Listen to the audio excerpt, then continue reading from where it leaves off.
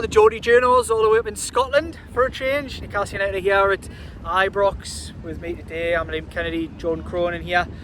Over my right shoulder, Dominic Skirl over my left shoulder, looking very, very serious as he always does. Bit of a serious one we are, obviously, as we've been driving up, little bits of information popping into your social media feeds out there, little bits of information popping into the lads' phones here as well. Allan Saint-Maximin, big talking point of the summer. Does it unlock Newcastle United's summer? He could be on his way. He's not going to be here tonight at Ibrox. Got any more you can add to that, Dom?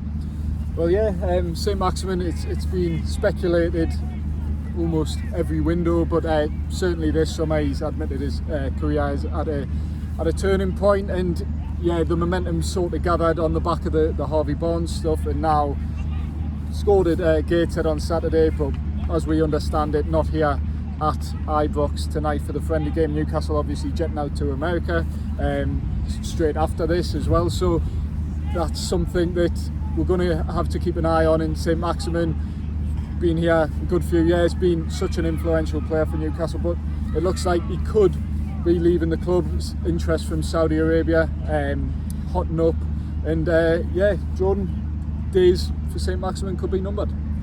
Yeah, so this will probably be an unpopular opinion among many Newcastle fans, but I can see the logic behind selling Allan Saint-Maximin. We all heard from Eddie Howe on Saturday about financial fair play. Again, fans are sick of hearing about it, but it is a thing.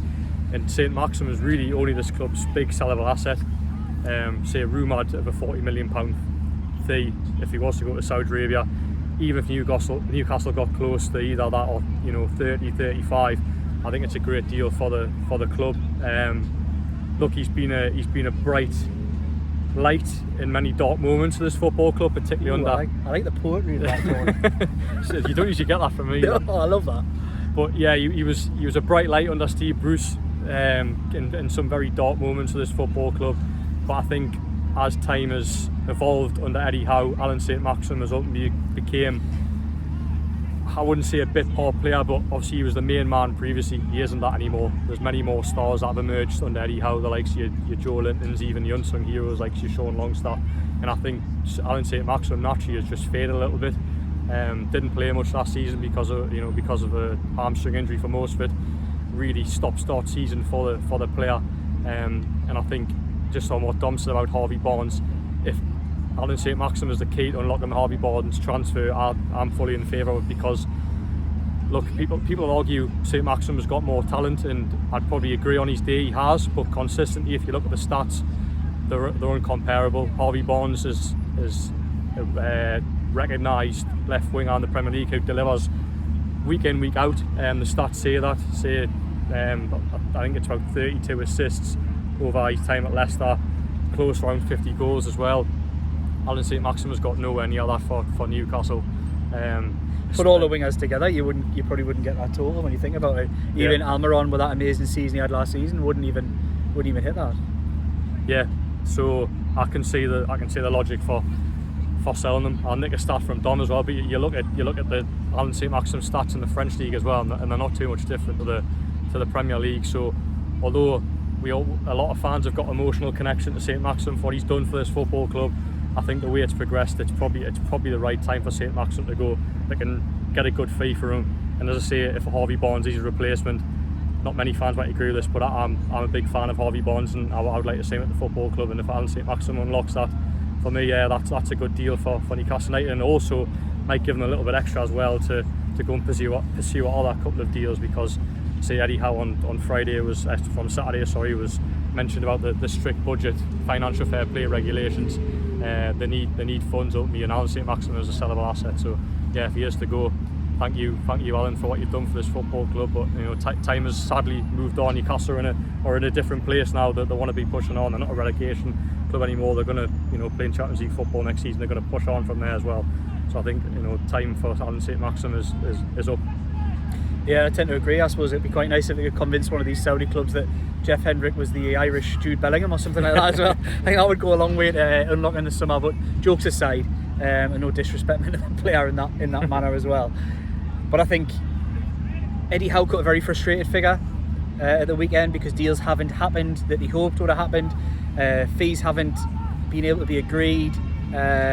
wages have been a problem with certain deals they've tried to do, and this for me unlocks the summer, allows them to go out and sign players that they want, that the manager in particular feels fits into the type of football that he wants to play.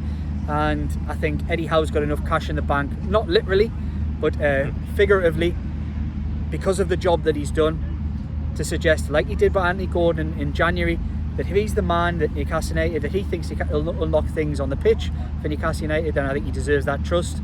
Harvey Barnes, I think, is a very good signing for Newcastle United. Of course, depends on the fee they manage to pay. We believe that probably will be north of 30, less than 40 would be the suggestion.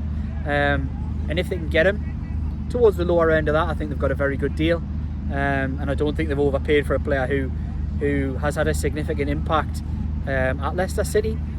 I think Allan Saint-Maximin, a fee, we're looking at probably in the region of £40 million. £40 million for Allan Saint-Maximin. They tried their hardest last summer to get rid of Allan Saint-Maximin for a fee of around that, and they couldn't get anybody to bite. The Saudi Pro League, of course, will cut any deal with Allan Saint-Maximin going there would come under amazing scrutiny given the ownership links. But we've just seen Benjamin Sesko jump between the Salzburg and Leipzig teams, both under the Red Bull umbrella. We see it all the time with the likes of Udinese and Watford. We see it with other teams all over the continent, really, that these players can go between. And obviously, because of the vast sums involved with the ownership in Newcastle United, there is more scrutiny in that, and that's fair. Things should be done in a fair manner, but it doesn't matter if it's all. I think you know, as a footballer, you can value Allan Saint-Maximin. If you can value Anthony Gordon's output in the Premier League at 45 million, you can definitely value Allan Saint-Maximin at 40. And that's no disrespect to either player, but I think it is a fair value. I didn't expect they would get anywhere near that kind of fee, and I think we have to wait and see whether they will get that kind of fee. But if they can, fantastic bit of business, and not only opens things up transfer fee wise, squad place wise, but also frees things up a little bit wages wise, and it could just be exactly what Eddie Howe wants ahead of a big game tonight.